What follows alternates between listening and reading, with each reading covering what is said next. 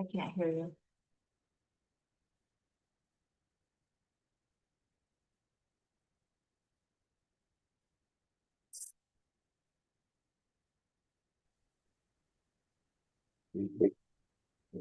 Oh, there we go. I can hear you. I hear you. Okay, perfect. We're good. Alright. Excellent. Joint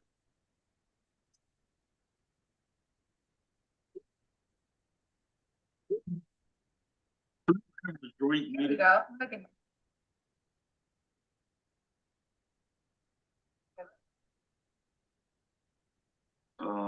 Tonight we're gonna have a joint meeting between the planning commission and the township board.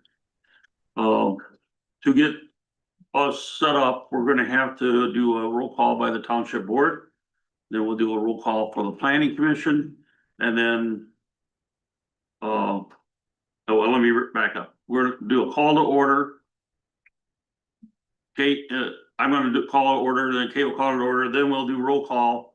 And then the township board is gonna get a secretary for the meeting and. Jane's here for the planning commission, so, and then we'll take public comments. We're gonna limit the public comments to about 3 to 5 minutes. We do have a lot of information on short-term rentals, both pros and cons already submitted to us. We've had a lot of meetings prior to this. And what I'd ask you to do is, if you wanna make your public comment, kinda, if you know that it's already been stated a few times, just relate that you oppose or you're for it and a couple of the main reasons for it. And that'll help our meeting move on tonight. So I'm gonna get started. I'm gonna call the Columbia Township Board to order at 5:33. And Kate, call her meeting to order. Planning Commission calls this meeting to order at 5:33. Township Board to take roll call. Gary? Here. Mary? Here. Ken's here. Jason? Here. Carr is absent. Planning Commission, Dave Marcelletti, Here. Jay Foskey, Here. Kate Schrank here, Frank, Here. and we're missing no one. I'm also present here. At this point, we're gonna take public comment, but I'm gonna tell you that Janice Havis has submitted written comments. Dixie Kovac has submitted written comments. And Mario has provided written comments. So we have 3 written comments have been submitted for the meeting. And attached to our agenda, down at the bottom, we have Antonio and Joe Lecco provided us comments. Chef Stovall's got comments. Karen Gruss has got a comment. Dixie has some other comments.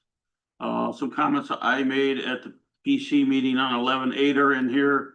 The PC November report to the board.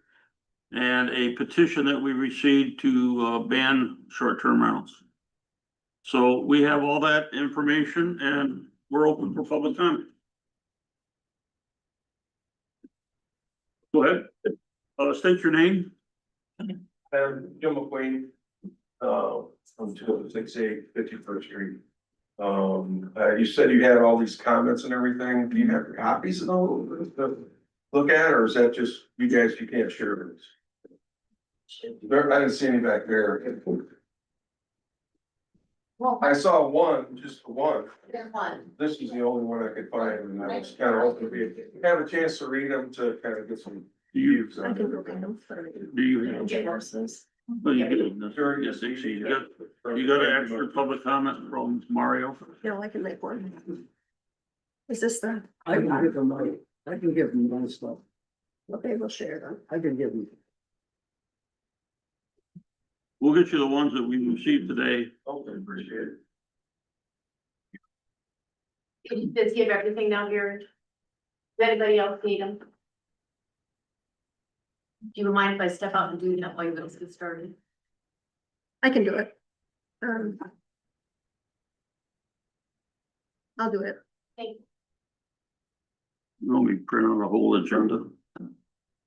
Which would have all the attachments. I'll copy that, yeah. You can keep going without me. You need any of them?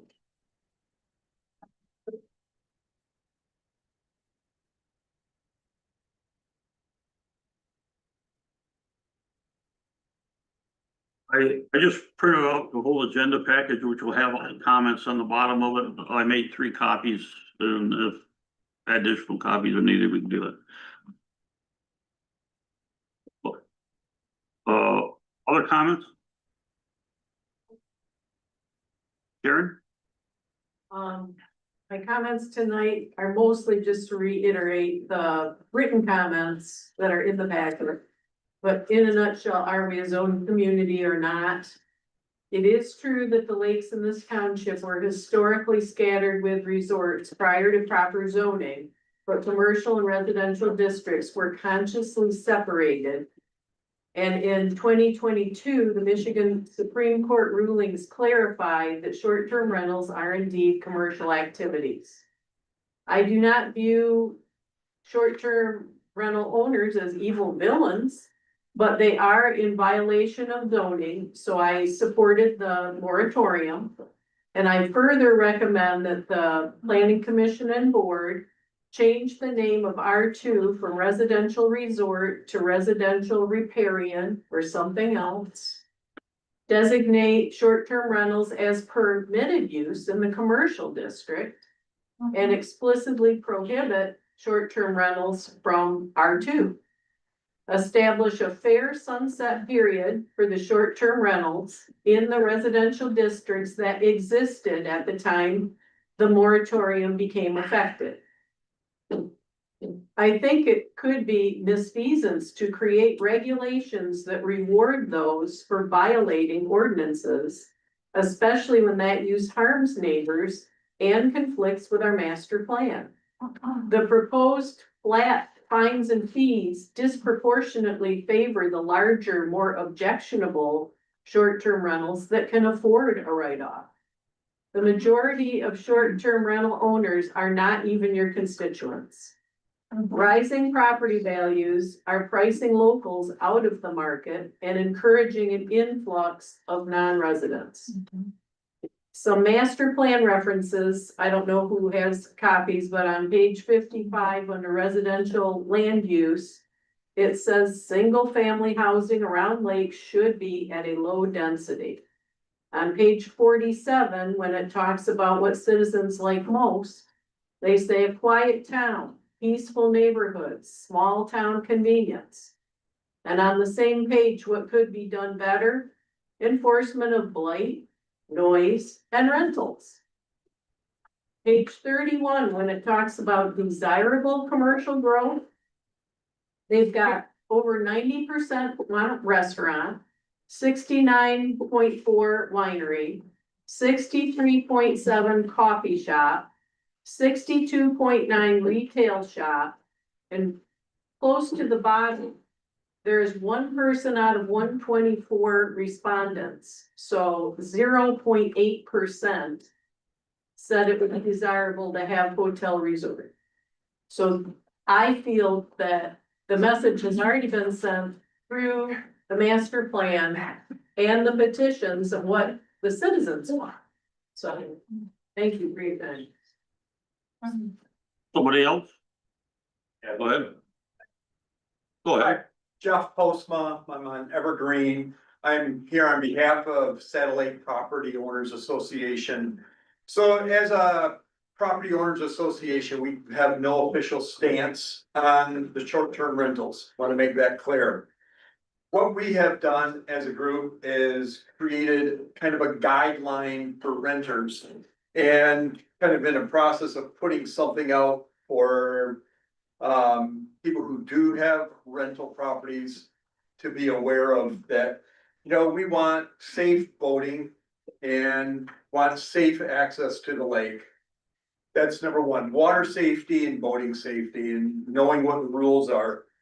The other thing is common courtesy. We all want the freedom of our quiet enjoyment of the lake, and we want guidelines that people know when is a quiet time and be respectful of neighbors. The third thing that was really kind of a key point for everybody in the association is light pollution. Be aware of having outdoor lights on. We want to enjoy the night. We want to enjoy the quietness of the lakes. So that's kind of the stance of Satellite Property Owners Association, is having some guidelines and some rules for what everybody should be following on the lakes. Thank you. How many do you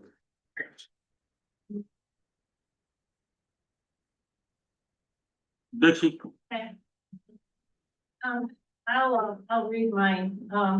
I am opposed to short-term rentals in Columbia Township. As a former short-term rental owner in Columbia Township, I understand the pros and cons of business. I was a short-term rental owner in Columbia Township for 10 years. So as a business owner, it takes very little physical effort to generate rental income. The tax laws are advantageous to this type of business and for those who are skating the gray or fraudulent areas of the tax law. It is very easy to increase deductions for the property that are associated with non-deductible personal purchases in travel. With the stock market at an all-time high, many investors are seeking alternative investments such as real estate. Diversification is very important in a volatile market, especially in the current market. Most short-term rental properties are purchased as an investment. The number of property owners who rent their property for a couple of weeks to pay property taxes is few and far between. Second home owners usually view their properties as a place to escape and relax from their hectic work and busy life. It is their sanctuary away from home where they enjoy their surroundings and their family.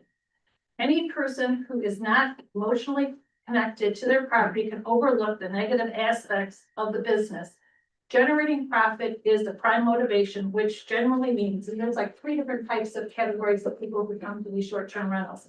One is large groups of people who might or might not live together. And when you get that type of group of people, what can happen is the individuals do not always act in a respectable manner. They have drinking and outrageous games take place. There's loud noise, day and night, lewd behavior, trespassing, and abusing the neighbor's property, dangerous boat and jet ski operation, and not controlling their pets. The next category of people who stay at these short-term rentals are extended families to vacation together, and some of them are good, and some of them are respectful, and others are not respectful. But either way, the property and the neighborhoods are being stressed with these large groups. Most of the septic systems around the lakes are not designed for this type of usage. They are not designed to handle wash machines, dishwashers, showers, and toilets for many people. Septic system failures have polluted lakes. Other communities have installed municipal utilities to combat this issue. It is not an option in our community. With lake homes close to each other, the volume of rental activity spills over to the neighboring property. It might be the raised voices, swimming and parking boats, kayaks, and jet skis in front of the neighbor's second home, so they cannot use their beach. Issues such as these make the neighbor's time at their second home a living hell, not the escape and relaxation they deeply seek. And then you have like the small families. Renting to small, respectable families is not an issue. This is the minority in the short-term rental business because profits are the name of the game, which is generated by large groups. If Columbia Township decides to allow short-term rentals, behavior at the rental house should not impact the neighbor in any way. From my experience and the trend in the short-term rental industry, Columbia Township will need to make many changes to its policies and hire additional personnel to enforce. My belief is short-term rentals in a residential neighborhood is spot zoning, which Michigan law does not allow. Large communities in South Haven have full-time police force, fire, and EMS staffs. They charge for parking, they receive grants and revenue for being a beach town. Their local businesses are enriched by the inflow of renters. Even South Haven has hit its limit for short-term rentals. There are not many contractors or cleaners who maintain short-term rentals in Columbia Township who are Columbia Township residents. I know of no outside funds available to Columbia Township to oversee short-term rentals. The residents should not pay for the business endeavor. The short-term rental owners should bear 100% of the burden. The projected annual short-term rental fee is $6,700 per rental for 32 rentals and $5,400 per rental for 40 rentals. And I have attached to that, to my packet, the computation of how I arrived at that, which is very reasonable. So I am respectfully requesting Columbia Township Board to ban short-term rentals in Columbia Township.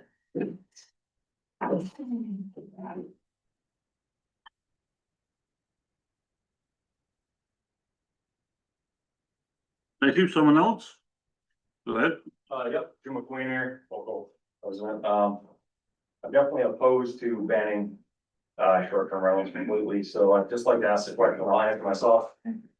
Who's shopping and eating at all these restaurants that the locals, it was mentioned earlier, that all these locals want? Who's shopping in restaurants down here? I just drove through Bloomingdale and they're shutting down because no one's spending money buying them. The only way I see it is these short-term rentals are bringing people in from out of town, they're shopping local, they're staying at their local restaurants.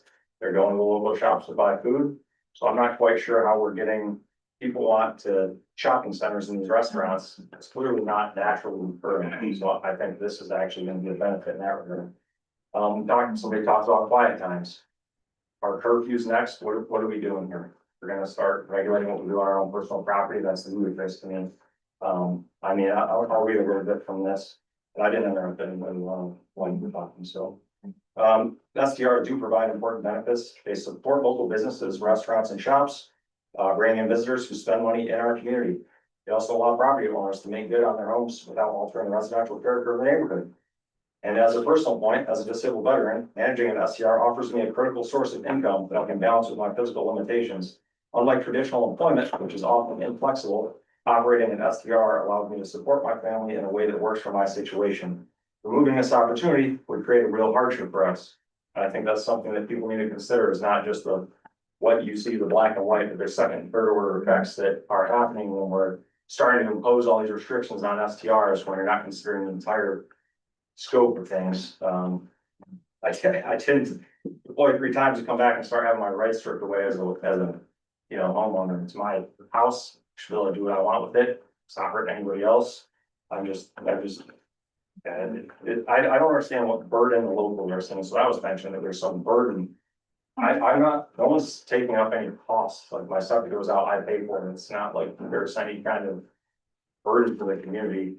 So I'm having a hard time understanding some of these arguments for putting all these restrictions on short-term rentals, so I'm adamantly opposed to it, and I'm gonna do everything I can to ensure that our rights are not taken away or reduced or downgraded in any way. Thank you. Could I get your name again? Sorry. Jim McQueen. Jim McQueen? Yep. Wait, is that, you're also Jim That's McQueen? my old man. Oh, okay. Oh, okay, I was, Two Jim McQueens, yep. I thought I wasn't writing correctly, but I appreciate that. Randy Brown, just for the record, Wagner's is shutting down. They've been doing short-term rentals for many years. They haven't turned a profit in 26 years. Yeah. So short-term rentals does not bring in a lot of income, Right. just for FYI. Okay.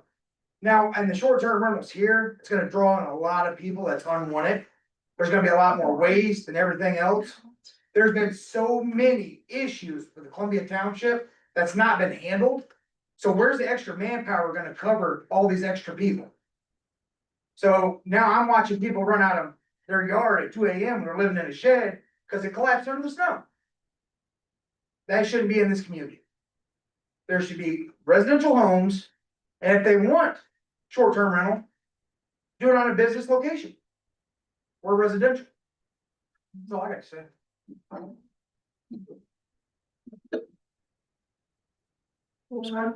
Go ahead. Igor Borkin, I'm at 10288 51st Street. That is our second home, it's a vacation home for us. Our primary home is directly across Lake Michigan, the Drew Line, directly across.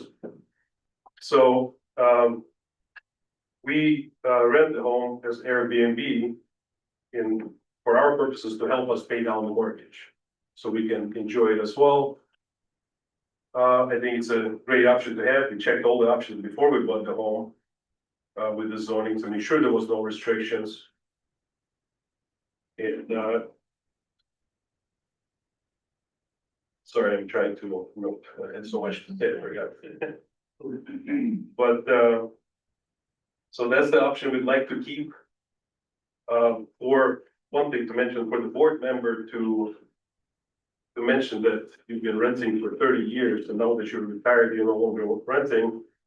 For you to say, let's ban Airbnbs, at least, I think a little bit selfish. So, that's all I got for now. Anyone else? Sir, what was your last name, Dorkin, spelling? DVO, RKR, and Thank you. Next. Anyone?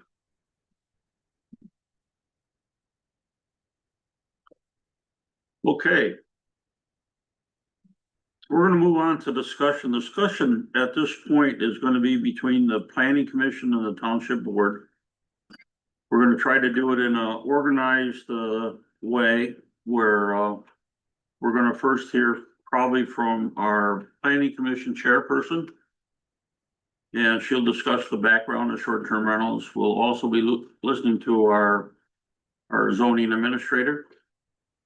And our goal tonight is try to get a list of pros and cons and the different methods that we can go forward with doing one of three things. One is banning them, two is having a exit plan, and three would be approving an ordinance that is suitable to the township. None of those have been decided. None of those will be decided until we gather all the data and facts. Tonight is the gathering of that data. We're not looking to make a final decision. We may come up with some direction for the planning commission to do further research. We may ask that the board do that further research or our township attorney, but we're not planning on making any decisions. So, Kate, you got the floor. Couple of things, just by way of review, for those of you that haven't been involved from the beginning of this planning process. So we've been involved in short-term rentals for 3 or 4 months now. The first thing that we did was assess what townships around us are doing. I have a PowerPoint, but I don't think I'm gonna present it tonight unless you want to see it. There's 3 or 4 townships around us that are in fact currently regulating short-term rentals. Most of them aren't doing anything. South Haven Township, South Haven Village, Casco, and Bloomingdale, which is, wait, really? Just Bloomingdale? Bloomingdale is Bloomingdale. Yeah, they're regulating short-term rentals. And they're all charging minimal fees, of the type that, they're not making any real money. They're just, covering their costs. So that's our area. We took a look at the ordinances that have already been drafted by nearby townships, and we gave them to our township attorney, and a short-term ordinance was produced from that. And we've been working off that. It's gone through many changes as a result of public comments that we've heard from all of you. We also had a local resident that volunteered to take a look at the Airbnb website for us and the VRBO website and did a nice presentation. Again, I have it. We've shown it in public before. About 32 properties were listed this summer for our lakes here in Grand Junction. So that gives you an idea of what we're talking about. By way of contrast, South Haven Township has about 500 homes. South Haven Township has 100. The village of South Haven has about 500. So we're really very small. I think what really distinguishes our lakes from everything that I've heard, and I've been thinking about this from Lake Michigan, is our lakes are much more fragile than Lake Michigan and that big old wonderful shoreline. Our fire lanes are fragile, they're sandy, they're narrow, it's difficult for emergency equipment to get through. And I think for those of you that own short-term rentals, coming to terms with the fragility of the lakes themselves and how a lot of congestion really does mess with people and the general environment, and frankly, fire and emergency services, it's real, it's real. Okay, so that's a little bit of background. Where I'm at on this is I think whatever the township does, whether it does nothing, whether it bans, or whether it regulates short-term rentals, whatever the township does, it has to be prepared to enforce. And it hasn't, it's not enforcing, and you're right about that. And we don't have the manpower, and it's not in our budget. So when I look at the three strategies that we have, do nothing. Because some people think that our ordinances are already clear enough, so why do we need a ban? I mean, if our ordinance is so clear, we don't need a ban. If we do have a ban, what do? I guess we're clarifying that we really did ban. Not everybody agrees with that point of view, some people do, it's a point of view. But in my mind, if you're saying that short-term rentals are already banned under the terms of our current ordinance, that's no different than asking for a ban. And what's the problem with our current situation? Lack of enforcement. Lack of enforcement. So, and you can ban and you can do nothing and we have no revenue coming in to help us enforce. Neither solution, banning or doing nothing, gives us any revenue to afford a position to do enforcement. Only a short-term rental solution has the potential to raise the revenue to hire an enforcement officer. Now, I've been thinking about this, I'm not proposing it, I'm just thinking about it. I mentioned none of the townships around us have, very high fees. What if we charge $2,000 a year, just to throw out a number? $2,000 a year for a short-term rental owner to get through that certification process. And let's just say we ultimately have 30 in the system, that's $60,000.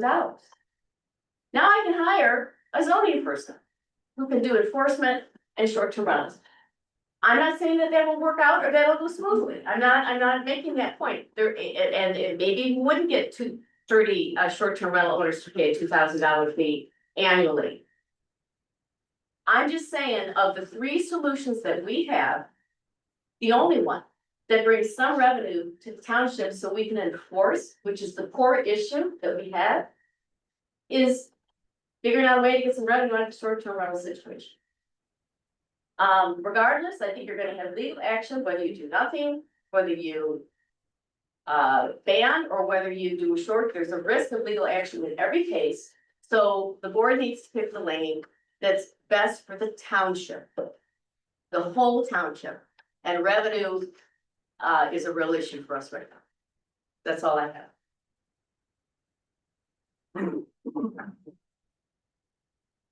Anyone else on the planning commission? Have anything they'd like to share?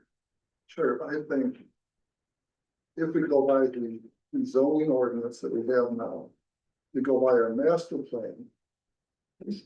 If we pay attention to the 100 and some people that actually signed a petition that said they don't want this. I mean, it seems like a no-brainer to me that we just continue the way we are, enforce the zoning ordinance. And that's just the end of it. We shouldn't be, every time somebody violates the law, we shouldn't say, well, we'll change the law for you. If I could put my signature on Karen Gruss's letter, I would, because you get all the high points. How do you plan to pay for enforcement? The same way we're paying for it now. Which is? Reasonable. Right. So, I mean, I'm not really looking forward to another year of neighbors complaining because this is going on and we're doing nothing about it. I'm not. They have a right to be upset. I'm not looking forward to another year. People living in sheds and campers and throwing their trash in the front and junk cars all over the place. You have a good night. Nice. That's all I need to hear. So, I mean, we have an enforcement problem and we should deal with it. But that doesn't mean we just okay everything. Every time somebody wants to violate something, we say, go ahead and violate it and we'll change the law to accommodate it.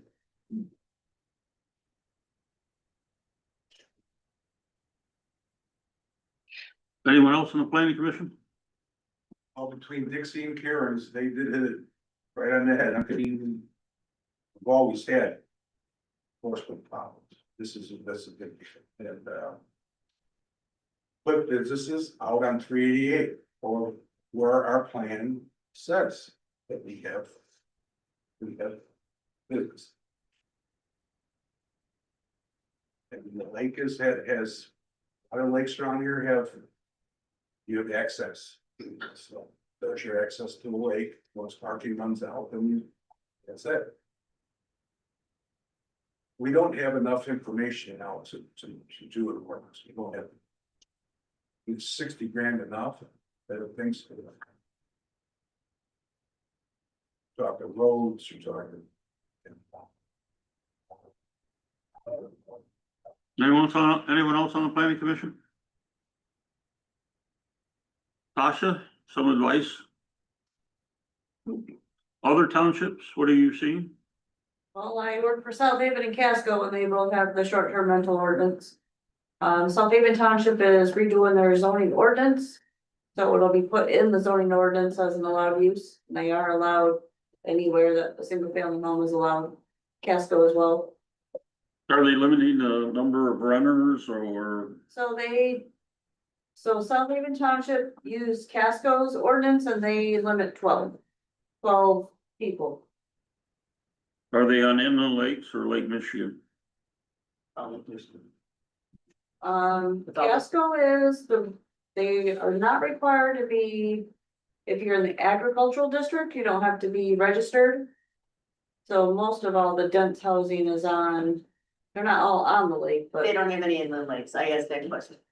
To answer it precisely. They're Oh, all I'm Lake sorry, Michigan I or that- misunderstood the yeah. question. Yeah. Neither of them have it in them like, correct, I'm sorry, yes. Okay.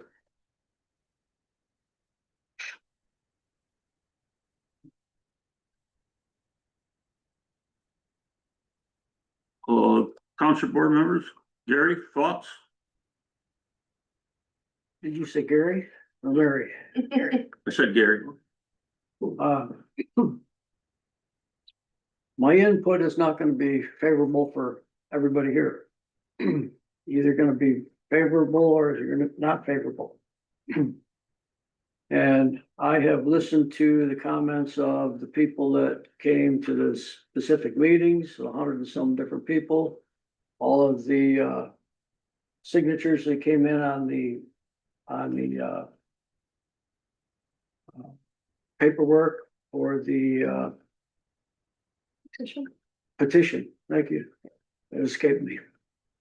So I think that based on what we actually have in our township zoning and based on what our attorney had mentioned in a prior meeting, and she can correct me if I'm wrong, but I believe it was stated that just because they are not on the ordinance, or if the ordinance does not say they are either provided or not provided, doesn't mean they can't exist. I think I said that correctly. I think that's close enough, based on how your current ordinance is written and the case law. We read that they are not permitted. They don't have to be specifically prohibited by name. Okay, thank you.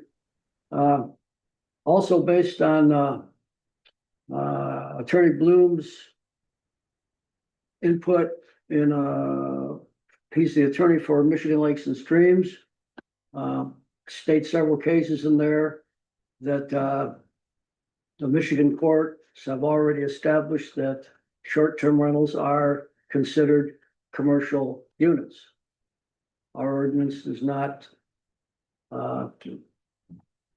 let commercial units be in our residential or R2 zoning sections. I don't think there's gonna be enough funding or personnel to actually take care of the regulations and enforcement of our ordinances. We're short on that already. And just because people have been doing them for years, doesn't mean that they should continue. That's my view. Personally, I don't have anything against short-term rentals. I have a couple close to where we live. Sometimes they're good, sometimes they're bad. And the reason that is because you can't control other people. They can have all the rules and regulations to follow that you want, and some of them do, some of them don't. I guess where I'm going with this is that I would think that reasonable for the short-term owner, property owners, to be reasonable and be fair with them. I would say they could continue their operation until maybe a year from now to recoup, because some of them have already booked bookings for the next year. To let them carry that through and so they can recoup some of their funding. But I think that they should be not allowed in the areas that are currently being used for that. Somebody mentioned, and I don't remember who, that we have a commercial district up and down County Road 388 and a little bit on, I think, 46th Street south. Commercial's commercial. That's what it should be done. I've heard other people say we don't have the infrastructure. Well, Family Dollar came in here without water and sewer. I don't know why people can't buy property up and down 388, put up a duplex or quadruplex or whatever and put in a sewer system. I know towns that have sewer systems in them and they're a nightmare. They really are. They break down all the time. Bloomingdale has issues, Lawrence has issues with theirs. And our community has been mentioned that has the highest poverty rate in the county. We don't have the funding. It's just not reasonable for us to continue what we're doing. I've heard people say that it brings revenue into our township. Most of the people on the lake, including myself, buy rec fuel for their boats. We don't have anybody here that sells rec fuel, so they go to South Haven. While they're in South Haven, they go to the pizzerias, the establishment, the eateries, whatever, the stores, and pick up their things that they want to take it back to the rentals, and that's what they do. So I don't see any advantages actually to continue short-term rentals in our township. I just don't see it. Like I said, I personally have nothing against them. I just don't think it's a viable opportunity for our township. And based on what the majority of our taxpayers have voiced, I think we should allow the ones that are continued now until, give them a sunset time when they're done, and then we're finished with them. That's my view. Mary is a realtor and she would be in a conflict of interest to join in with participating and commenting in this meeting, so she is sitting here taking our notes for us and being our clerk for the night. Jason, any words of wisdom, comments? I don't know about words of wisdom. I definitely don't have a definitive opinion on this issue yet. And I am looking forward to the process that we all agreed to. At the last meeting, we voted to pass a 6-month moratorium. And I don't know if this was the language, but do an exhaustive, in-depth look at this issue because, and I think that's the right thing to do. We obviously have identified a problem. We have an ordinance that isn't being followed, and it hasn't been followed for a long time. So I think it's a complex issue that we need to look carefully at. I think I probably respectfully disagree with Mr. Marcelletti in that looking at an ordinance that potentially allows short-term rentals is sanctioning, illegal behavior. I don't agree with that. Yes, we're in an unfortunate situation where we're looking back and saying there's been short-term rentals happening in our township for a long time. I mean, it's interesting to me, Dixie, that you had one for 10 years. I'd love to, I mean, you're maybe like the best case person to talk to. I'm not asking you to comment. I'm just saying it's interesting that you are against them, but you had them for 10 years. And I'm just wondering the thought process of how you went through that, knowing that it was against our ordinances. But so I'm just saying, I'm not calling you out. I'm just pointing out that that's happening times 32 or more or 50 in our township for a long time. And so it's complicated. The reason I say that I don't have a definitive opinion is I don't know personally if it's crystal clear what our township wants. I've heard a lot of what individual people want. I think in particular, emotional issues like this, get people at meetings, which is great. Sometimes we sit at meetings and there's no involvement from the citizens, and we hate that. But we just went through a long process with battery storage that was about 18 months long. And toward the end of that, we had people showing up saying, I'm just hearing about this issue. Why do I not know more about this after 18 months of wrestling with it? So I guess all that to say is, I mean, even in just our public comments, we had someone who didn't specify their stance, opposed, no stance from a lake association, opposed, in favor, opposed, in favor. So I would like to see us very clearly identify our options. I don't know if this is a zoning administrator or a legal question, but I know, Kate, you mentioned there's 3 options: do nothing, ban them, or write an ordinance. I'm wondering if that should be distilled down to 2 options, because I think if we know that we have an ordinance that doesn't allow them legally and we just choose to do nothing, that would be malfeasance. So I don't know if that's a good option. Doing nothing seems like incompetence to me. So maybe it's correct. I don't know. That's a discussion point, is like our options are really enforce our ordinance on our books or rewrite our ordinance to permit them somehow with restrictions. And I don't know if that's makes more sense, but I really would like to go through the pros and cons of our options, dig into this, hear from the people. But I don't know if it ultimately, we need to do some kind of exhaustive survey, because I don't feel like we heard from everybody on the best issue after 18 months very well. We had a lot of people that came and gave comments, but until I want to do what our people want. That's what I was elected to do, for sure. But there's a very limited amount of voices here that have strong feelings about it, which are great. But in order to really know what is best for our township, because let's face it, our township doesn't have a lot of commerce and business and revenue and reasons to come move here. And I'm not saying short-term rentals are the solve for that, but I do think we have to not just look at one individual issue like that, and we need to look at the whole of the issue. I'll give you a quick example. We, in my opinion, made too quick of a decision on how we were going to handle the BESS battery storage. That's just my opinion.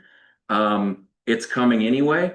One of the reasons for us not pursuing an ordinance was that there was no guarantee that the state of Michigan was going to have grant funds available, which we didn't know at the time, understandably so. But we have learned that those funds have been replenished, and I'm not saying we did the right or wrong thing, but we definitely left potentially $1 million on the table for our township in the form of grants for something that is coming to our township anyway.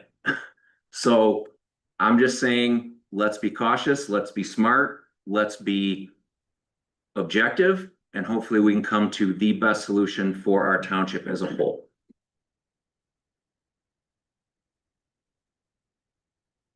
Sometimes I wonder if we want to be a township. Because, the best facility, for example, I don't, and by the way, the planning commission didn't vote on that. We just recommend, it's the board makes the decision. But as a resident, I wasn't in favor of the best, because I didn't think we could manage them. But if they come in, I think that's great, and we'll still get a community agreement out of the deal, and we'll get some property taxes out of the deal. But the issue was still enforcement. That we were gonna have to enforce, on the best operating plan, 24/7. Are they monitoring 24/7? Are they doing what they're supposed to be doing? The fire, that's just a lot for a small township to do, and from my reading, most townships are saying no. They don't want to do the enforcement, even if they might be in favor of the best if it's properly located. And here we are again on enforcement. Now, the one thing I just want to say, imagine to those of you that are against short-term rentals, and especially those of you that live on the lake. Ken, you live on the lake. Jason, you live on a lake. Gary, you live on a lake. So 3 out of the 4. Yeah, but you're not a trustee. Just imagine it's next summer and we have managed, let's just say, to come up with a good short-term rental ordinance. And that neighbor, because next summer's gonna happen and it's unlikely we'll be able to enforce next summer. I mean, I'm not saying we can't, but I mean, we don't have the funds to hire someone to enforce. So next summer's gonna happen. Now, if we had a short-term rental ordinance in place that listed types of things that the draft ordinance does list. Parking, noise, animals, blah, blah, blah. We all know what the issues are. Now you as a neighbor on Satellite, you have a right that you don't have right now. With a list of thou shalt nots in an ordinance to say. You can't do this and here's why. Right now, the problem that you're having is if that short-term rental ordinance person next to you is acting up, what are you gonna do about it? You can walk over and you can say, please stop. Maybe I'll call the police. They probably won't do anything about it unless it's super serious. You don't really have a lot of rights to enforce some infraction that's going on while people are staying there. If you have a short-term rental ordinance and we get it right, and I'm not saying that the ordinance is right yet, like we can barely, we can improve on it, I'm sure, but right now, the way that ordinance is written is that if you're a neighbor and you see things happening or you hear things happening and you want to report it, the ordinance gives you a way to do that and to get some action on it. If there's not, there's a fine. So you actually get more rights as a neighbor who doesn't like these things by adopting the short-term rental ordinance than you do by doing nothing. Because right now, you know what that feels like. Right now, we've got a couple people that say our short-term rental ordinance already prohibits, but you're still dealing with these issues and you don't have any real rights. You go hire a lawyer and try and file a nuisance suit, but that's a difficult thing to do for something that happened on a Saturday 4 weeks ago with that one family that was there. See what I'm saying? So I think the people that are so against short-term rentals are really missing that you actually gain rights and a way to fix it much faster than what's going on now. Because right now, you have an ordinance that nobody enforces and we have no plans to enforce it. And we have no revenue to enforce it. We can't, so it's getting kind of like, are we gonna be a town, where are we gonna put our money as a township? If we're gonna put our money into enforcement at some point, are we gonna be enforcing on behalf of the lake people? Or are we gonna be enforcing on behalf of blight and dilapidated buildings? Seems to me if lake people want to have enforcement on their lakes, then they should allow the short-term rentals or at least think about it. I'm not sure it would work, but at least think about it. Gee, what would happen if we got $60,000, $40,000 to $60,000 from fees in short-term rental owners that we could now turn around and hire someone to actually inspect and regulate? So that's the part that's missing for me, that it's too black and white. For those that are opposed, it's so black and white, you're not really even looking at how a regulation might actually help you, as long as we can pay for it. The enforcement, and paying for enforcement is the single issue that runs through every single thing that we do in this township, everything. So, I mean, do we wanna be a township? Or do we wanna just keep going downhill? It's kind of depressing. There are regulations that people have to follow that are state regulations. So you're not just left out in left field. What are we doing about that? How's that working for us? Well, it depends on if somebody calls on them. Who are they If gonna nobody call? calls up, you call, They call you? no, you call the police department. You call a sheriff. That's Is that what we really- have a is sheriff that for. Realistic, Gary? I mean, is that really realistic? They're Uh, gonna come out for a dog on the leash? it's realistic if somebody calls, okay, Kate? Is that realistic? for If people nobody that have called? calls, Are you it finding- doesn't happen. I think. It's like anything else. I'm hearing the opposite. Is this supposed to be an argument? And I'm just hearing, I am hearing, you and I work on blight. One of your main concerns is the police don't show up when they need to show up. I'd like to hear from people that live next to short-term rentals. Have you had to call the police and did they show up and did they fix it? I'd love to know. Well, I think that's what Jason is getting at. We need to gather more information so we can determine what would be best for our township and the taxpayers. And to gather all that information takes a little bit of time, and that's why I did vote for the moratorium, to give us time to delve into this. Hasty decisions are not good decisions, just like Jason had said. That's correct. Where do you draw the line on the business? Okay, now you're discriminating against another business opening. So where does that come in? If you allow short-term rentals, that it's a business now, I'm gonna do a business, I'm gonna do business. I had mentioned, I'm not opposed to short-term rentals, just not where they are. Well, that's not, yeah, that's. There's a exactly- district for commercial use. And the Michigan courts have decided and have upheld commercial use is short-term rentals. I don't have a problem with short-term rentals. If they're where they're supposed to be. What the Michigan court said was that they are commercial properties and it's up to a township whether they want to allow them in a residential area or not. They didn't ban short-term rentals because they're commercial. They I leave didn't it, say that. I'm speaking, they're leaving it up to the township to decide. And we have to be honest, that our ordinance was written in 1982. It's been revised a few times, but that short-term rental decision by the Supreme Court of Michigan was out in, I think, 2022. So it's only been a few years that we've even had this vernacular of short-term rental is a commercial property. This is a new thing. Of course, no township's ordinance have addressed the Airbnb world. No one has. That's why this is a national issue. That's just the truth of it. To try to make it something that it isn't is a problem. It won't help us make a good decision.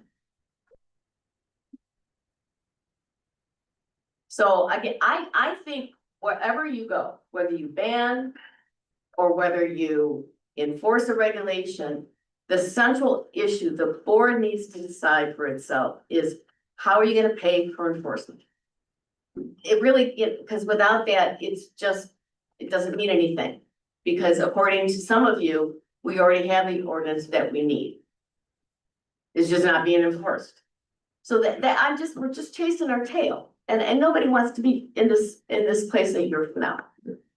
Yeah, a few months ago, we denied somebody a planned urban development, the glamping thing But on Satellite.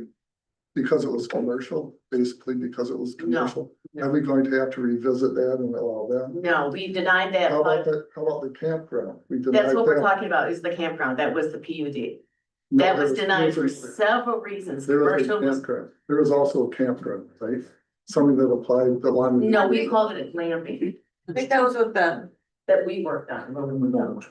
There's, well, The campground was when Beth was here. I think that was right after I left. It was a while ago. no, I think. Journey to the Okay, well, I don't well. think it was part of it. Are you thinking It of was one journey to reason the why well? I'm Satellite. Was that- So there was so before I was on the planning commission, there was another campground. I don't know, this is fairly recent. there was But I a think- camp, I think Tasha shut them down like Oh, that big immediately and just said it was not allowed. in that So, city. yeah, It's not a single family home. and it's not a it's not multi- listed as a use in any of the districts. Right. Right. Yeah, So if you're gonna allow commercial on the lakes, then you're gonna have to go back and revisit these people. no, They got again, The PUD and the. I appreciate what you're trying to say, but the PUD decision, I actually sent it to you because you made this comment at the planning commission meeting. So I sent you a document that actually reminded you that there were about 8 different reasons why we turned down that PUD. And the commercial was just a little, in fact, I think I said at the planning commission meeting, we'd have a bigger problem with this application if it were for a single family home, but it wasn't. It was 13 separate little igloos that had nothing to do with the primary principal uses of residential resort. It was an easy decision to make in the final analysis. And we also have a campground ordinance for our township. They could have gone there. They also, so there were a list of reasons. They also didn't do their work. They didn't provide us with an assessment, a risk assessment. So you're okay with commercial on the lake? I would only be okay if it was regulated and that there was a way to enforce it. What I'm not okay with is doing more of the same. Well, that means we get the marina back, right? The marina that was disallowed.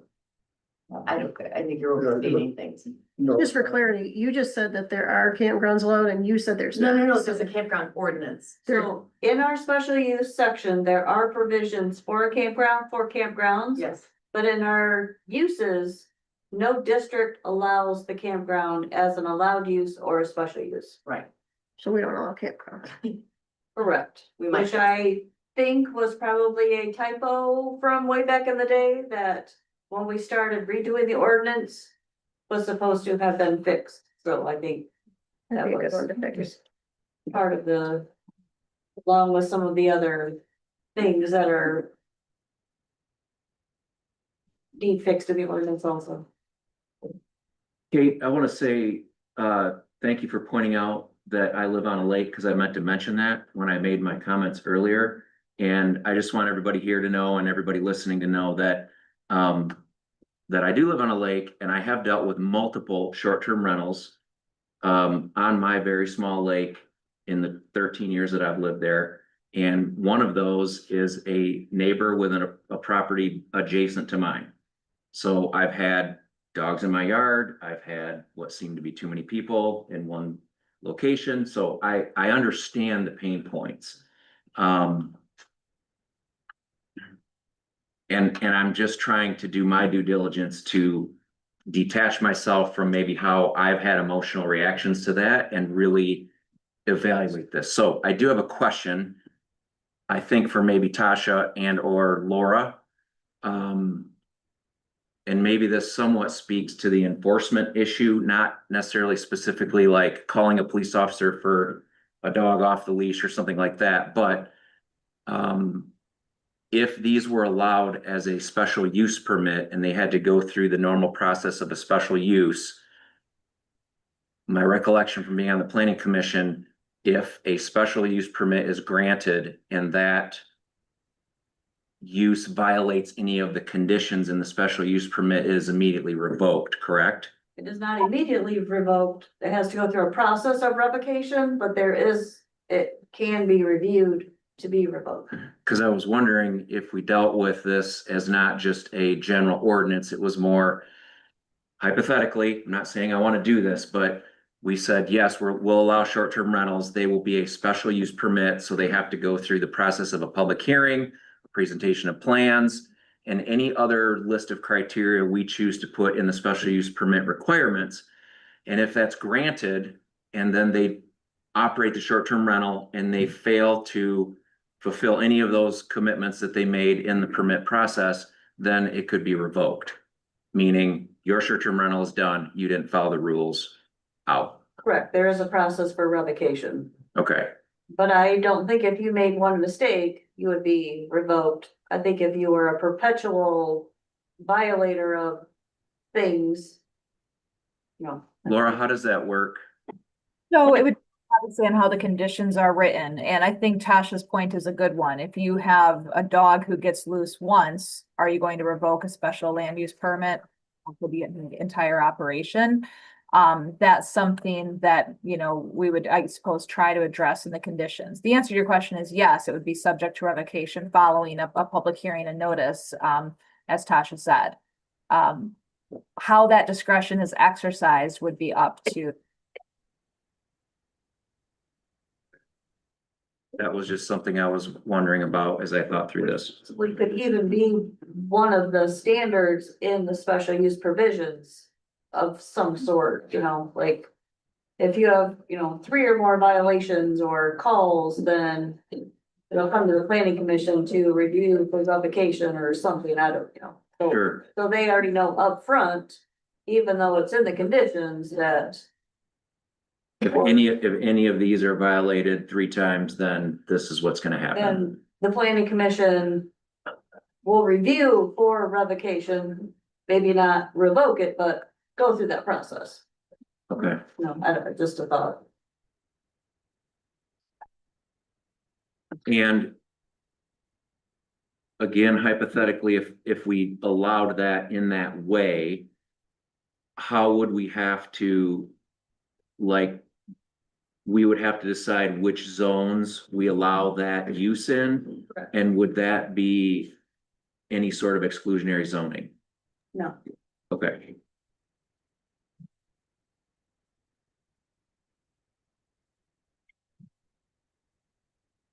I live on Saddle Lake. I had rentals units for about 30 years.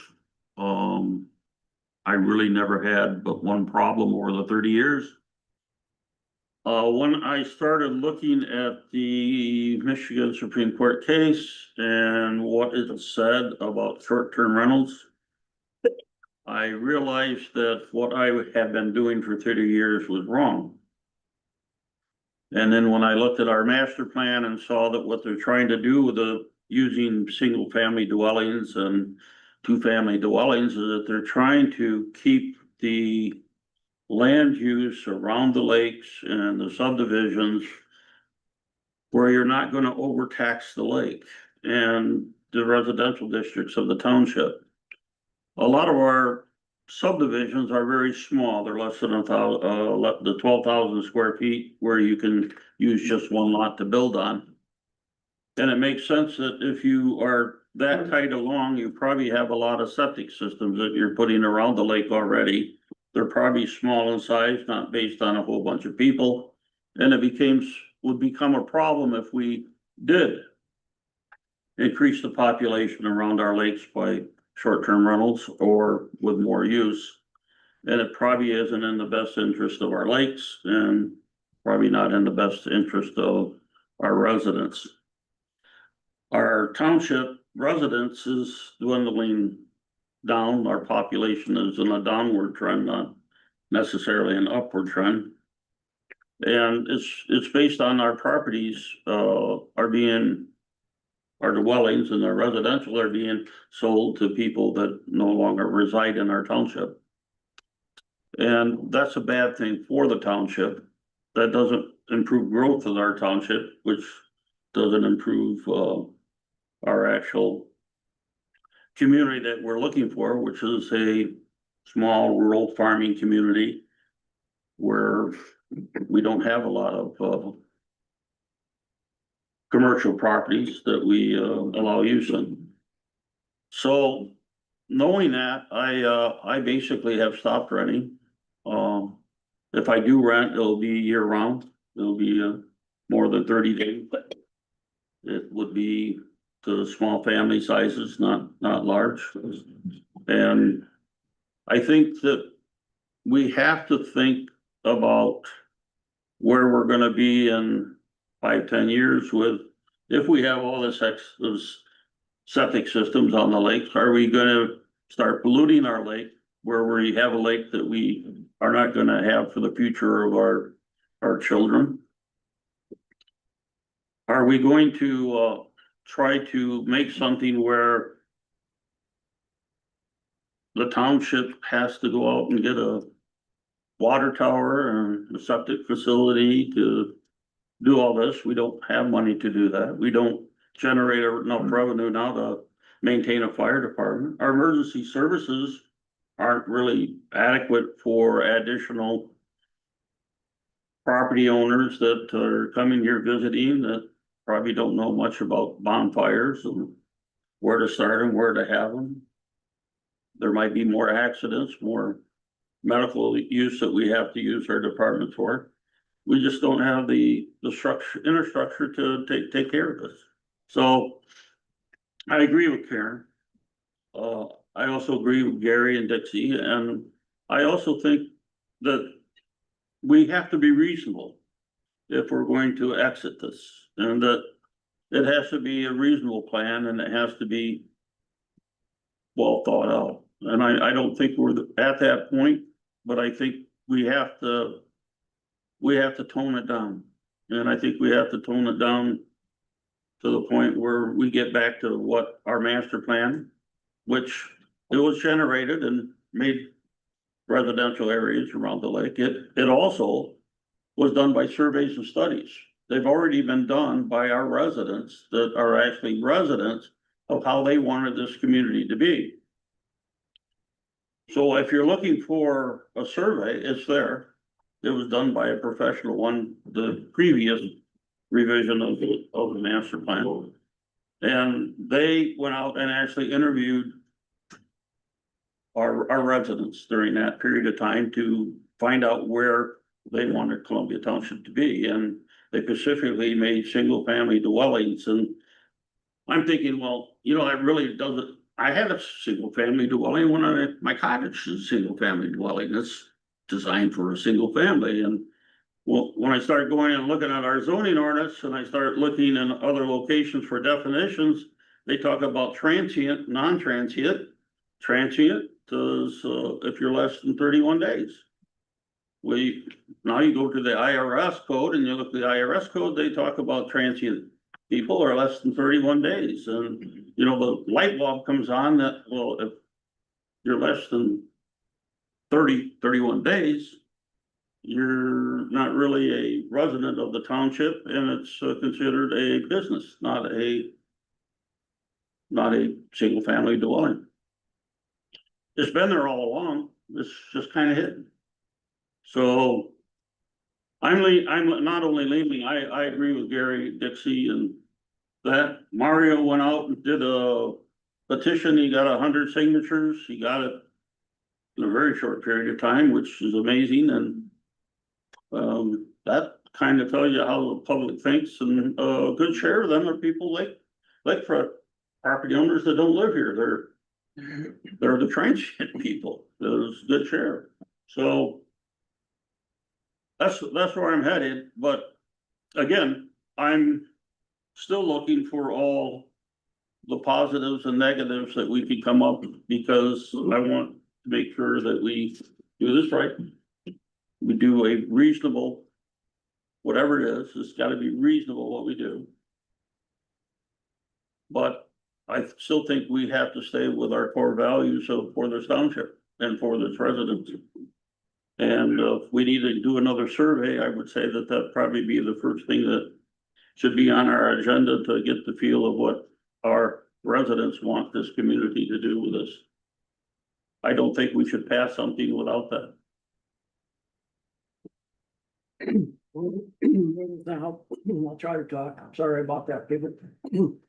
One of the hidden things that was pointed out in the information from Attorney Bloom was the fact that because short-term rentals are just that, they're short-term, so the owners have people come in to clean more often and use more cleaning products and that sort of thing, that is starting to create a problem. I'm not saying here, but in other places, it's created a problem when the septic tanks are pumped and that sort of thing. They have extra chemicals in them. And then those people that take care of that waste go to the waste treatment plants, and some of the waste treatment plants are taking them because of the extra chemicals in there. And it's a snowball effect. And you really wouldn't even think about that. I didn't until I read the information on it. So I think what Jason said is we need to get our head wrapped around everything and consider everything so we can make an intelligent decision. what's based on, fairness for everybody involved.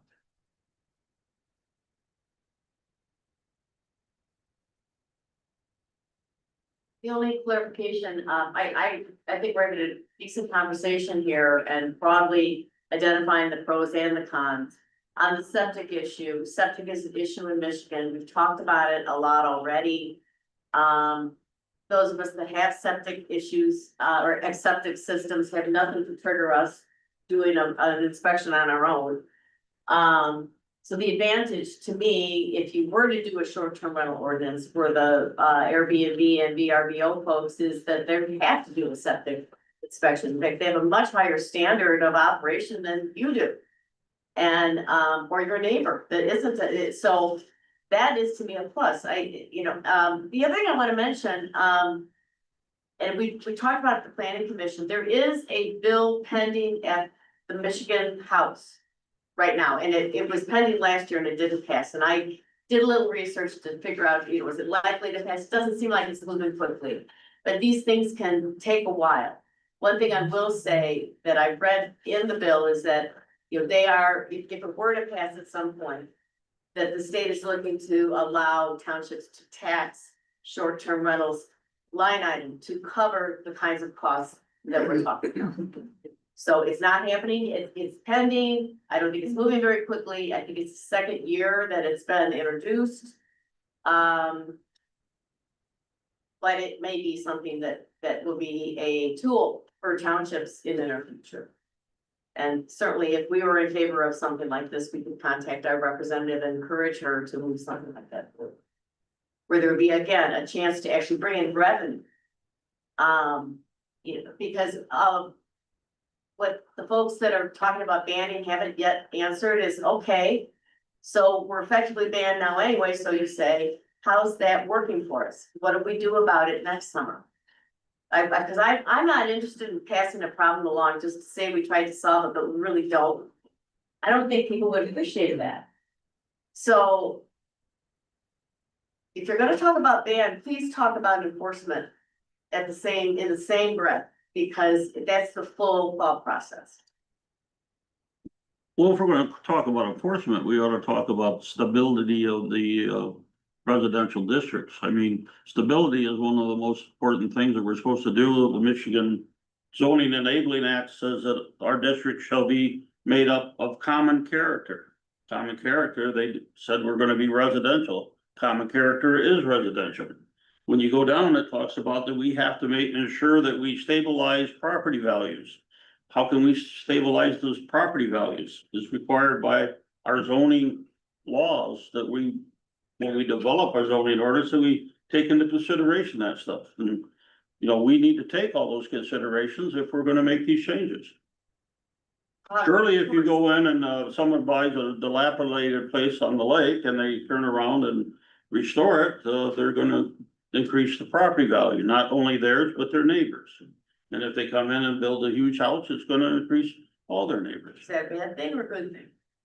It's a bad and good thing, because if you're trying to stay as a single family dwelling, you're increasing the number of people and then your house is more valuable and then theirs becomes unaffordable. They can't pay their property taxes and they have to leave the dream.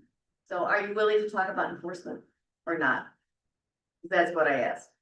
Enforcement is a hard thing to take care of. I agree with you. And the reason I say that is because even if you have an ordinance and you have so many bed and breakfasts or Airbnbs or short-term rentals, let's just say, sure, you have X number of dollars on the books or X number of those on the books because of their licensing or whatever.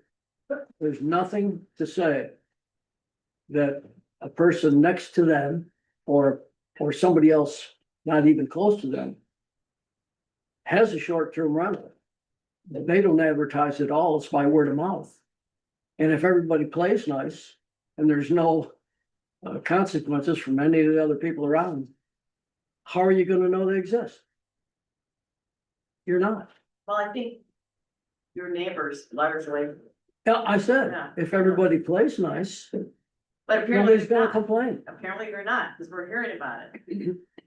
It's terrible. Maybe another reason to consider not having anything. it still goes to enforcement. They got too big. Yeah, they got too big. We gotta be honest. No, I agree. How do you say? No, I agree. I agree. How do you enforce something that you don't even know exists? You don't, Well, we didn't know it existed until people started calling the township complaining. I know that. We got a lot of them. I know that. Well, and you live there, so you can see it. And I mean, I've seen it, and I don't even live there. I've mentioned it to you a couple of times. You're like, wow, I see a lot of new homes going up on Saddle Lake. Are those Airbnbs? And you go on to Airbnb, you can see it's happening, and we do know this. I still say, you know, you're missing the key point, which is whatever we do. You can walk out tonight and ban it, that doesn't change a thing. For the kinds of complaints that we're getting from people that live there, it just doesn't change a thing. And that's the part I think we need to really grasp with, because I think we all want to solve the problem, we don't just wanna quiet it down for a while. I am right, Gary, I definitely sense you would like to solve the problem. I mean, right? Yes. If you can solve the problem, that's, Okay, well, at least you're being honest, I appreciate that. We talk about affordable housing, right? That's gone. That lake, because the property goes and goes through the welfare now. Nobody wants. So they would build an Airbnb, tear down a little place and build a place that can handle people, you know. It was always word of mouth with friends of ours that would come out and visit us. Sure, those are rentals, and they go, oh, this is a nice place, I can afford a place here. That's for sale, not anymore.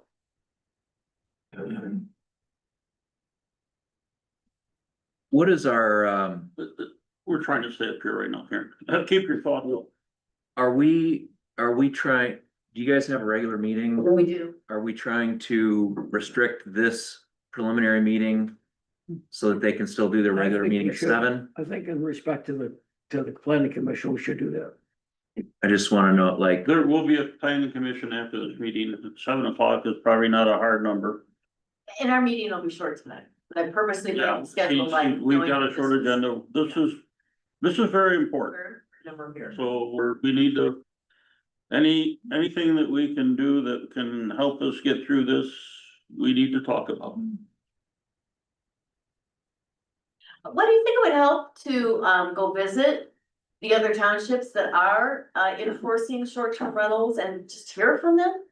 You know, what's working, what isn't working, and bring that information back, maybe 2 of us go, so that you get, you know, 2 points of view. I mean, I would be happy to do that.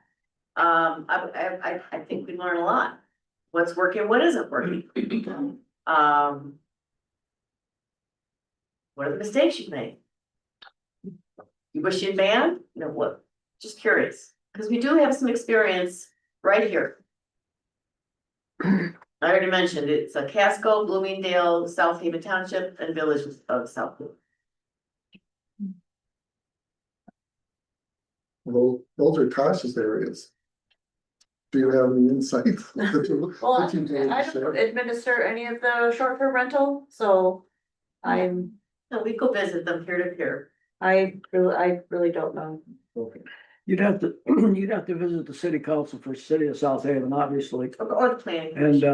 and go to one of their meetings as well as the township, and I think that'd be a great idea. I actually think they've got staff that actually do it, Yes. and I'd be willing to speak to them.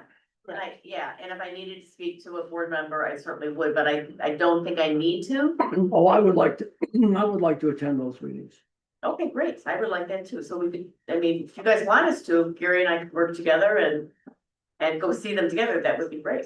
Yes, I think they all have a person Yeah. who administers the Yes. short-term rental. Yeah, see what we find out. cool, we have action step 1.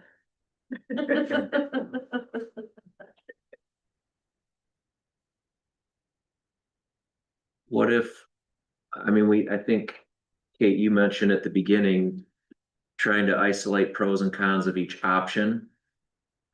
What is the best path to generate that list? I think we should clearly define what our options are and then solicit input from our residents somehow. Like, I'd like to have, it'd be great to have a master list of pros and cons of both to me. And it could be from the board, from residents, from other townships. I mean, how do we get that aggregated list so we can really look at the two options and compare them side by side? Well, I think you'd start with your public comments Mhm. and then divide those and some of the key points. That would be Sure. a start. Well, I know that before we, we sent, a notification. And correct me if I'm wrong, I think you were the treasurer at the time, Karen, when we sent out a notification to the taxpayers in their tax billing, Survey question. a survey questionnaire.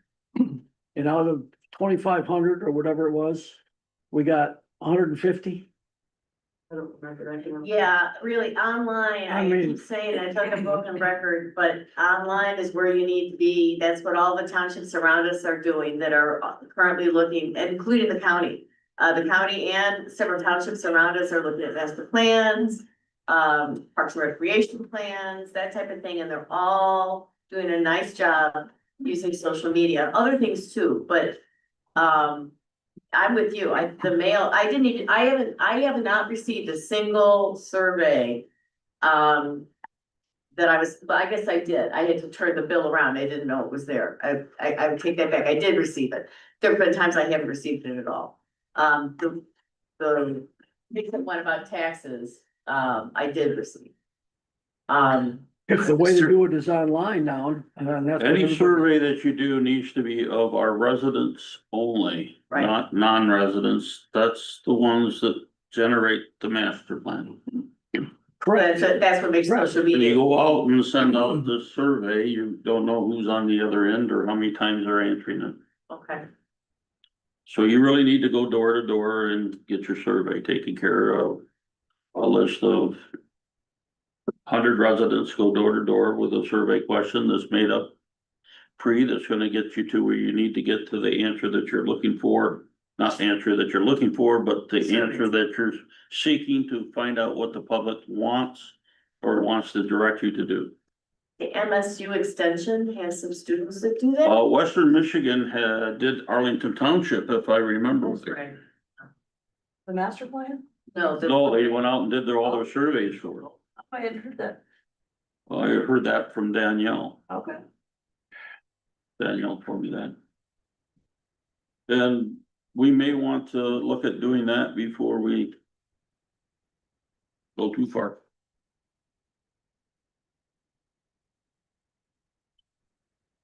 Surveys, I mean, for me personally, but I think in general, for the general public, they need to have an incentive to be completed. Correct. Laura, Yeah. is there a way to, well, I don't know, can we offer some sort of drawing for a $250 gift card if you could fill this survey out so we actually get people to fill surveys out? I think Let's I buy their votes. That's not buying votes, Ken. We're trying By to get their people opinion. we're trying to get their information, their opinions. No, I mean, you could hire a company to try and go out and do more in-depth surveys like that, but that's gonna cost money in itself. I mean, I think the reality is if you do a zoning ordinance amendment that people don't like, they have the right to referendum.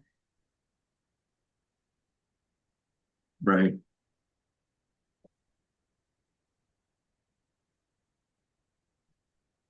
Good. Unfortunately, it all boils down to the same old story. You can't control what other people do. You can ask whatever you want, but Good, short-term rentals, this is probably a Laura or Tasha question. Could they be set up as a SAD? No. No? A special assessment district funds a public improvement. These are not a public improvement. Do you mean the the enforcement wouldn't be funded by a special assessment. I think if you're going to, I think I'm that, saying from a taxation standpoint, if we're waiting for Michigan to weigh in on something like that, is there any other options for taxation? no, I mean, you could charge the licensing fees that are talked about if you have an ordinance doing Sure. one way to extract any additional funding out of them. Unless they make lots of improvements and their additions and their taxable value just goes up, but other than that, no.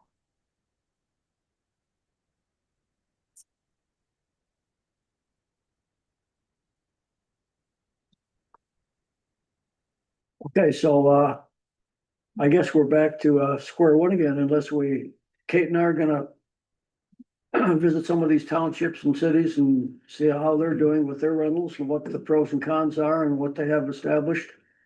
That works and what doesn't work. I think that's a good idea. We can bring that back to the table here. Meanwhile, if anybody on the board here or the planning commission has any other inputs to maybe what Kate and I might want to ask about, or if you have any ideas, let us know.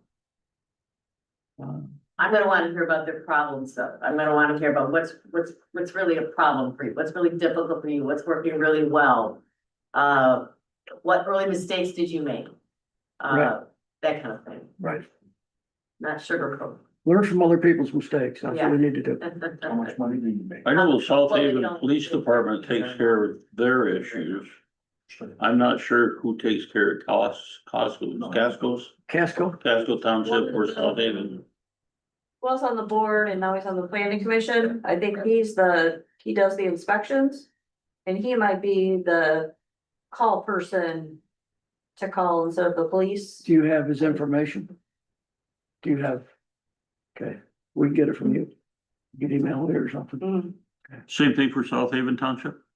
So they are very new. I don't know that anyone is actually administering their program. yet. You're right, they haven't started. I talked to Mandy the other day. So I guess if there is a complaint, they would call the police. Look, you're using a 24/7 dashboard. You remember at the end of that video that we watched, that's a piece of software and they're buying into that, but it's about $14,000 a year for just that piece of software, but that also includes the 24/7 hotline number. So they are using but they also have, many more short-term rentals than we do. So they're making a lot more money than we are. Than we would if we ever, with our 30 homes or whatever it is.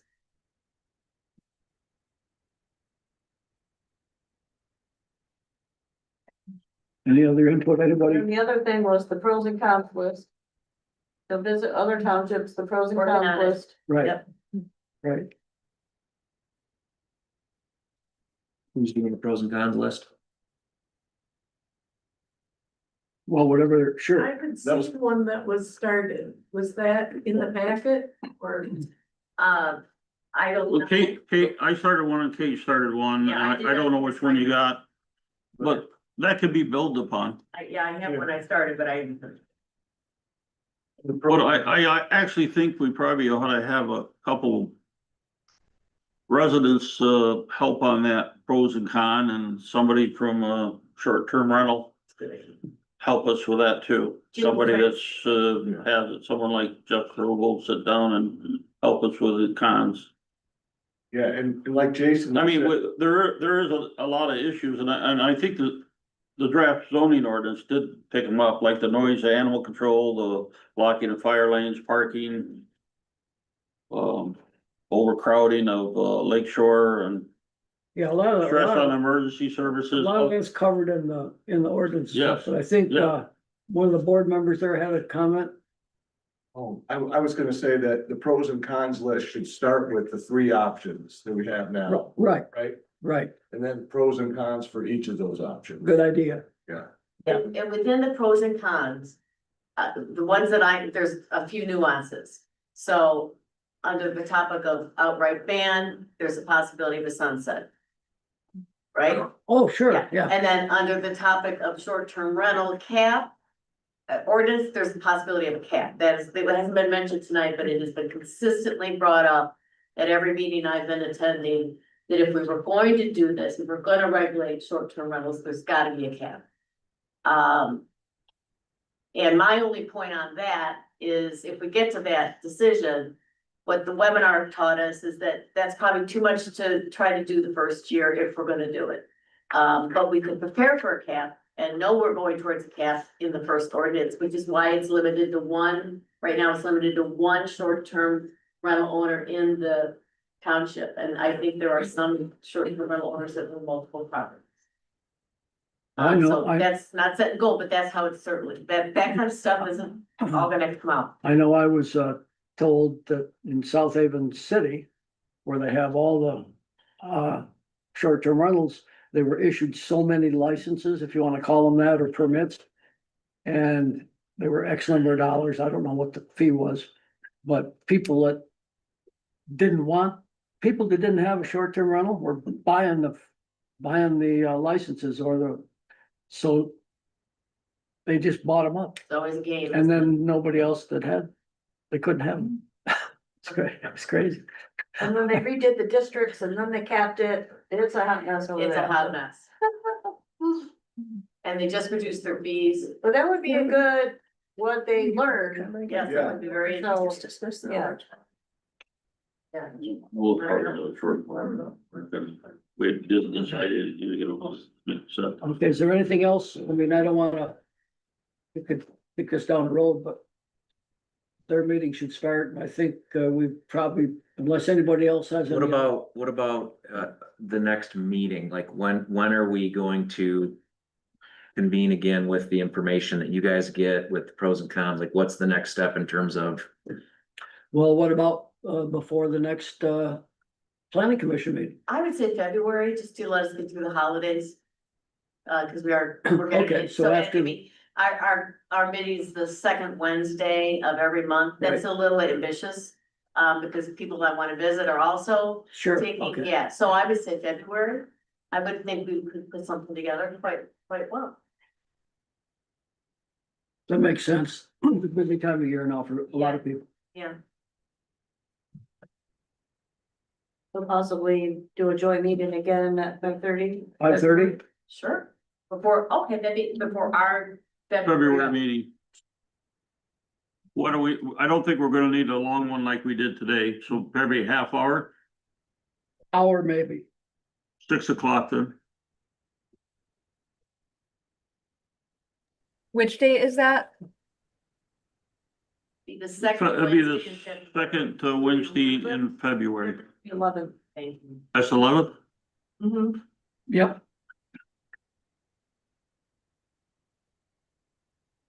Are you I saying? think we're just about done here. I know that probably some people want to make a public comment. How many people want to make public comments? We'll take just the 3 because we need to move on, and we'll start over here. You keep talking about business and being commercial. And that's the only reason is because we're an Airbnb. It's a great pleasure.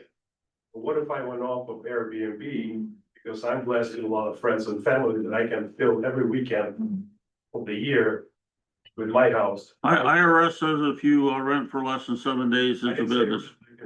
I can have my friends and family stay in there. You don't know their baby. You're not regulating. How are you gonna regulate that? Right now, we're at your mercy to regulate. As being on Airbnb. Well, if you're not charging somebody, it's not rental, is it? You don't know if I'm charging them, but at that point, if I go for Airbnb, and I have people stay there, I'm not on any platforms, you don't know if I'm charging. I'm not gonna tell you. You're just not gonna regulate me, Next. and I'm not gonna pay state taxes at that point. I see you shaking your head because Jason is the only one even remotely interested in giving and even entertaining an objective viewpoint of this. Clearly, everyone else has made up their mind, so I appreciate that, Jason. Dixie? Well, to, address short-term rentals, it is always, when I went into the business prior to the great financial crisis, short-term rental for commercial property per the IRS, and it was depreciated over 39 years as opposed to 27.5 years.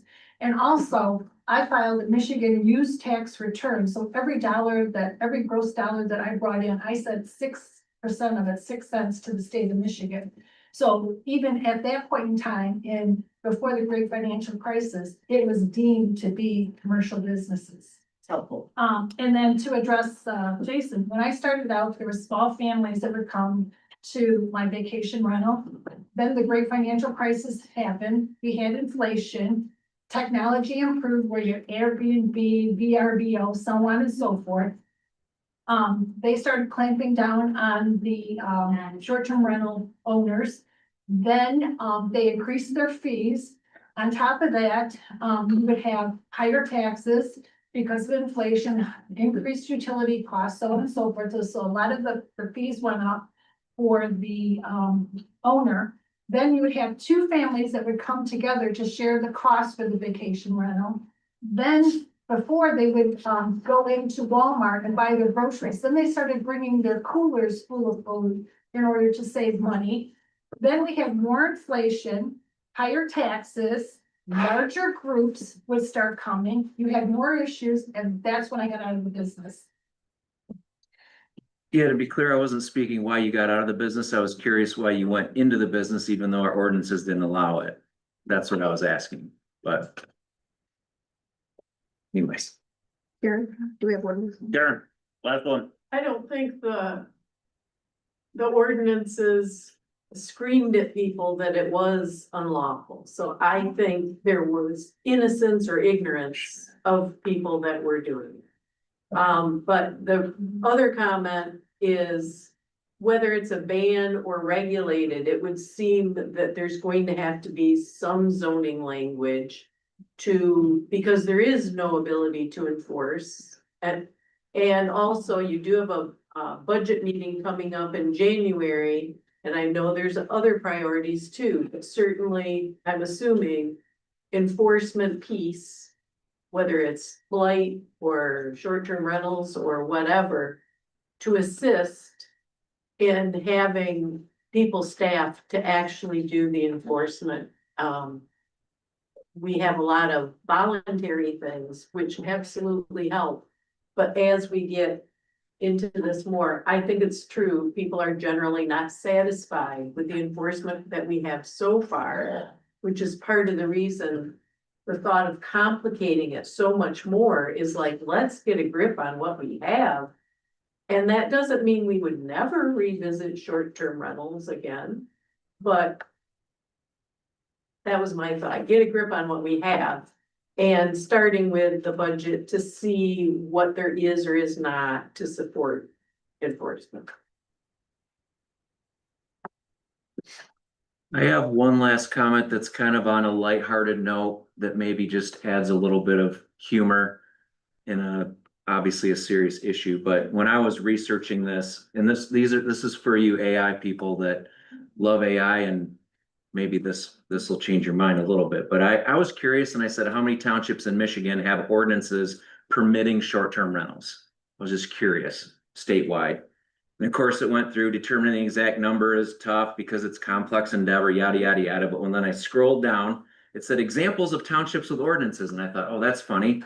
Number 4 on the list, Columbia Charter Township has a detailed ordinance outlining occupancy limits based on bedrooms and parking spaces and mandates safety requirements. So it is our Columbia Township because I clicked on the link and it has our address. I thought you So said, just a bit of humor. We clearly don't have an ordinance that I thought you said Columbia Charter Township. That's, if I click on it, it goes over to County Road 388 Grand Junction. yes, it does, because they got it screwed It up. has our logo of our fire department on it too. Yeah. We get so many FOIA requests from Jackson.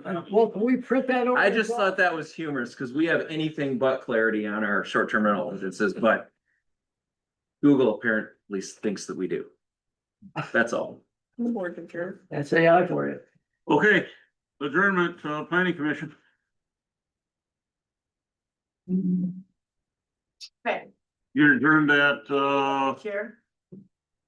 7:10. Yes, Township board adjourned at 7:10. yes, you're at 7:10. Thank you. Thanks for coming, everyone. Yeah, thanks for coming, everyone. The planning commission meeting will begin shortly. I'm signing off. Have a great night, everyone. Thank you, Laura. Thank you, Laura. Good job, Gary. Good job, Jason. You too, Ken. It's a good meeting. All right. Yeah, she said she was signing off. Yeah, no.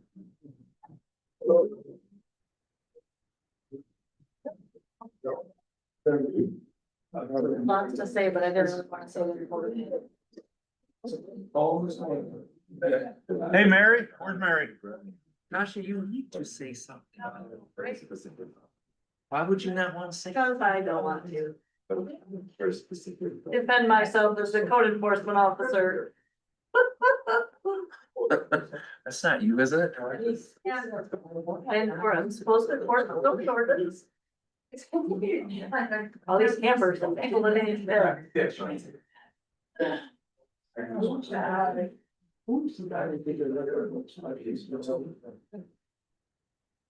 No, yesterday. Hold on, Lord Bosch. Lord Bosch, so our regular inspector called in sick, so. Our regular inspector is Lyle Lester. He called in sick at the last minute, so we had a fill in from that. Okay. Yeah. Great. Good?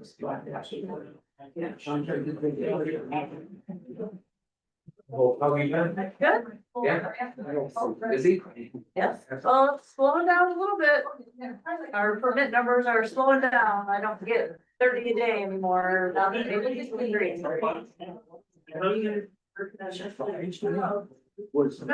I don't want.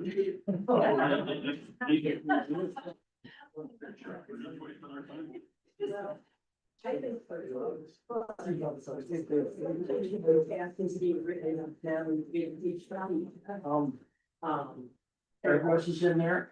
Who's Danielle? Well, it's already in our- Danielle. Oh, I'm sorry. Oh, the assessor, okay. Well, Ken said Danielle. I'm like, I don't know Danielle. I'm that.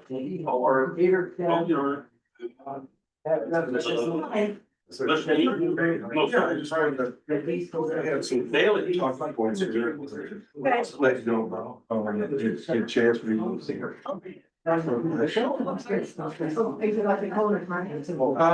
Well, it's about, no, you can have. Okay, so Chuck, what paperwork? He would, okay, someone would call and say, hey, I'm gonna start a pole barn. Okay, I'll be out there. Okay, you want me to go out and get their permit? Yeah. Pros and cons. No plans, no application. And then, yeah, I think there were a lot of papers that got in there. But I got. Front and back, like. Oh, Yeah. yeah. That's how I think so too. I really if I like the inside of your bedroom, whatever, and in the bathroom. Yeah, you're able to do that. I can't even imagine. They'd be like on a homework. Yeah. I'm all just so far. Just like. So, thank you. Who says, our ordinance was not allowed, and that's the standard. And the part is, you just make it known that they're not allowed. Yeah, and so then I have to be educating that if you are, then you know, have around and it's, our, the ordinance does not allow, and that's the standard. Paper car. Car wheel, that's all, I used to have fire.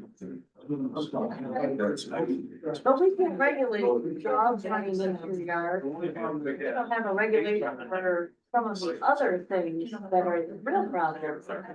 Cause you can the noise, these ordinance, parking on the street. Yes, we have noise. Thank you. Yeah. We have too many. I don't know where you're.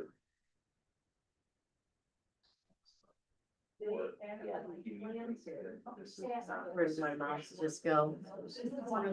Oh my gosh. Okay, Jay, we're gonna get this done. Yeah, let's make this. Okay, guys, let's call the meeting to order. Well, we're gonna get started here. Are you waiting and some you don't want them? Hey, we attorney? Oh. We should definitely make it, no. Go home, take some nice. That's the same. You've been taking that. Gary, too, Kevin? hey, Gary, I have been too. feel better. I can tell, I feel better. How long have you I had can tell you're yours? just not feeling great at all. The what? I said, feel better. I would I say can a tell you're week. not feeling I've great been at all. 2 weeks. Give a cold? Dixie's Do I got feel something better? that you I can't get rid feel of. better. I'm the Oh, same. yeah, I said, I hope you feel better. Oh, Yeah, yeah. Yeah, since you got back. I just have a tickle in my throat. Oh, Your okay, okay. throat, that, I'll Jay's reach got out the same and thing. try Yeah, to, yeah, I'll yeah. be in How touch. long- Okay. Then we'll see if we can get together after After the Christmas, holiday. yeah. Enjoy your holidays. Yeah. Thank you. Probably 4 weeks. Oh, thank I'm not you. contagious. I haven't got a fever. You don't have a fever? I can tell you're congested. I'm tired though. Yeah, we won't keep you tonight, okay? Agenda, Steve? I do. It came in, I didn't print it out, but I have one and it would have come to you on your email, but I'll make a copy. How big do I need to read it? No, it's not real big, but I'm happy to get you one. No, I want to just glance at it. Can you look, do you get, did you get it on your phone? No. Yeah. Oh, it's agenda.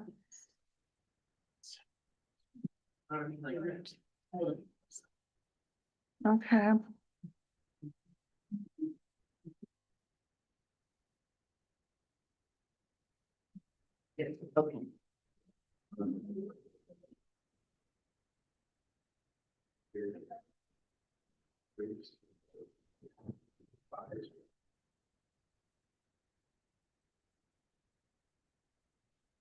Already meeting two, Jen.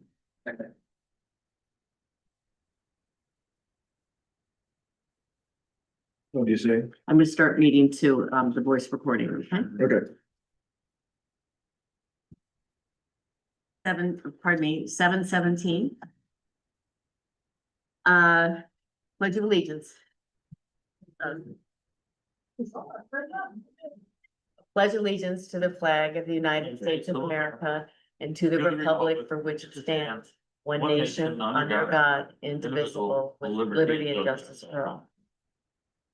Okay, roll call. Jay Foskey, Here. Frank, Here. Kate Schrank, Dave Marcelletti, Here. and Ken Spicer. Can we approve